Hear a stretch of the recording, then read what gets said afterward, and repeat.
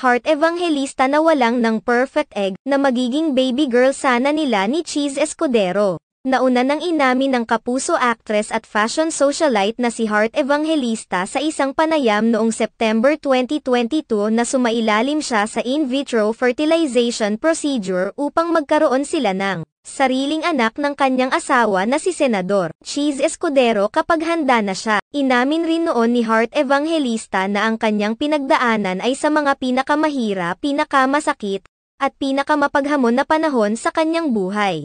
Ayon sa pagkukwento ni Heart Evangelista, 3 beses siyang tinuturokan sa isang araw sa loob ng 2 linggo at hindi umano madali ang kanyang pinagdaanan para makuha lamang mula sa kanya ang perfect boy at perfect girl embryos. Samantala, nitong Huwebes March 14, 2024 naging guest sina Cheese Escudero at Heart Evangelista sa Fast Talk with Boy Abunda, kung saan inamin nila sa kanilang mga fans at sa publiko na katulad ng ibang mga mag-asawa ay hindi rin naging madali ang kanilang relasyon.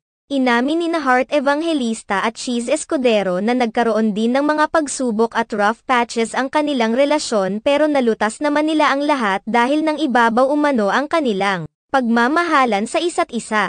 Sa Part 2 ng kanilang panayam sa Fast Talk with Boy Abunda na inilabas nitong Biyernes March 15, 2024, naging emosyonal si Heart Evangelista habang isiniwalat ang nangyari sa kanyang perfect egg na dapat sana magiging anak na babae nila ni Cheese Escudero. Inamin ng aktres na kahit hindi naman umano siya buntis ay nag-e-expect sila ng babaeng anak ni Cheese Escudero. Inakala umano ni Heart na matutuloy na ang pagkakaroon nila ng anak subalit hindi pa rin talaga ito mangyayari dahil nawala na ang kanyang perfect egg. Inamin rin ni Heart Evangelista na naghahanda na siya sa pagdating ng kanilang baby girl ni Cheese Escudero. Sa katunayan ay may naiisip na umano siyang pangalan para rito.